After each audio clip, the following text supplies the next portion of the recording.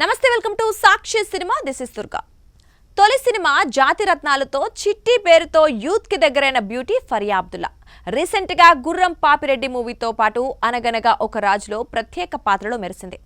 Career ప్రారంభంలో ఆమెను చూసిన వారందరూ కూడా ఉత్తరాది అమ్మాయి అనుకున్నారు. కానీ ఆమె అచ్చమైన హైదరాబాదీ. పుట్టింది, పెరిగింది, చదివింది భాగ్యనగరంలోనే. మల్టీ టాలెంటెడ్ ఆర్టిస్ట్ గా టాలీవుడ్ లో తనకంటూ ప్రత్యేక గుర్తింపు తెచ్చుకున్న ఈ బ్యూటీ ప్రేమలో ఉన్నట్లు ప్రకటించింది.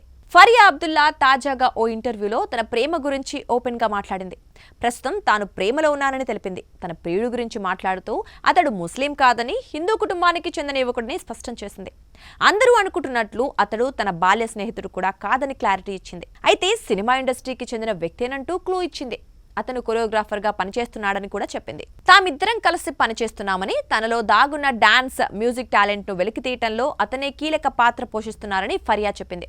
ముస్లిం మతానికి చెందిన ఫరియా హిందూ అబ్బాయితో ప్రేమలో ఉండడంపై స్పందిస్తూ, మా బంధాన్ని కేవలం ఒక లవ్ అఫేర్ గా తాను చూడను, ఇదొక బలమైన పార్ట్నర్షిప్ అని తెలిపింది.